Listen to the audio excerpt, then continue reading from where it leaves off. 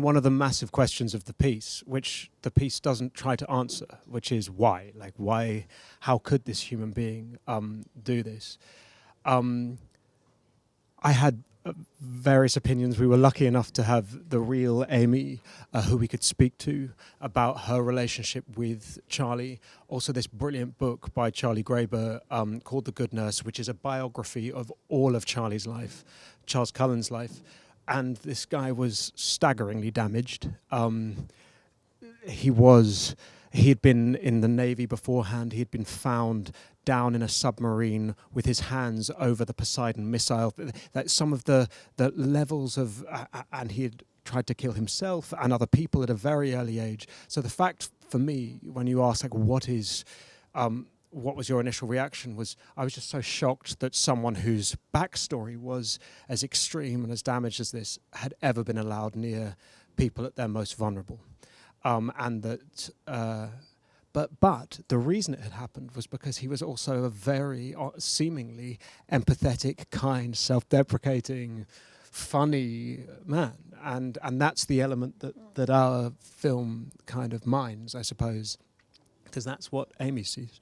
I mean, my first reaction was I was shocked because I didn't know the story, and I live in New York, and I couldn't believe that something that was so terrible that it happened, especially in the medical industry, wasn't so, widely known. And so the script was really interesting for me in that aspect. I felt the same way. I mean, a hospital is where you take your loved ones and where you search for comfort and security and help when you're the most vulnerable. So that setting was so scary that I nearly looked away, you could say. But luckily, we got stuck there together with Amy. Because that's basically what was the most impressive or most interesting about this story, was that what it took to stop him, which was the opposite of what he did, which was charity, kindness, love. So the combination of those two elements, it was pretty clear that there was an original and important story to tell. I wanted to make a portray of these systems that we built, initially to make life better for everyone.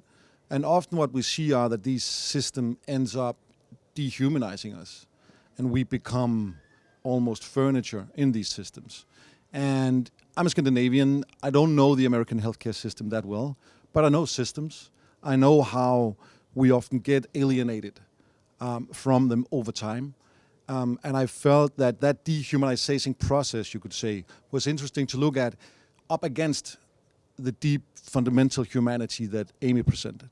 One of the most exciting parts for me, at least when I first read the script, was it kind of reminded me a little bit about like the movie Spotlight.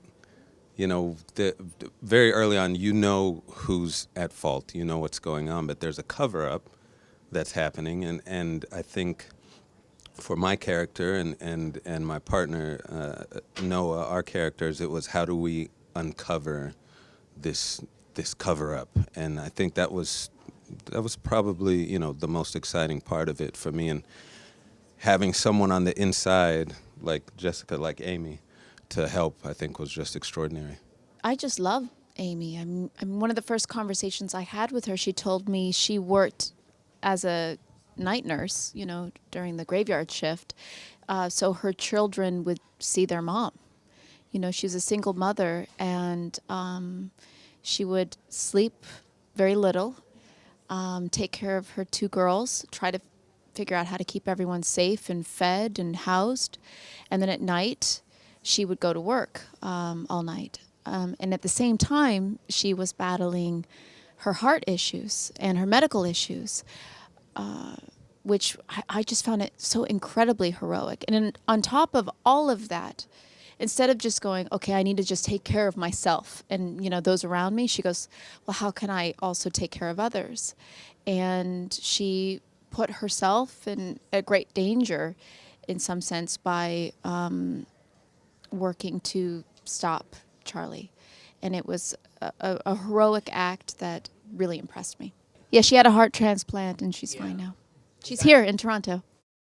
And I talked to Tobias very early on because I realized how important the heartbeat was for Amy. And there were scenes where the heart would start to race and, you know, she tries to calm it down. And I had an earwig in my ear.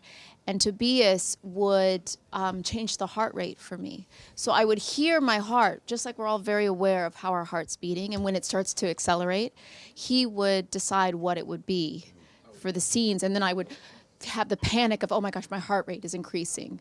And that was incredibly helpful. Jess also did this extraordinary thing, which is when the scenes were at their most And I intense, hate exercising, I have to heart-wise. say. You'd be like, where's Jess? And you'd suddenly see her doing laps of the hospital set, and she was running to get her heart rate up as the cameras are rolling. And there were just these occasional moments, on one particular one on a late night shoot, when she was running and it was like, roll cameras, and she's like, and Tobias was like, okay, there's a problem actually with the camera. And she was like, I got a stitch right now.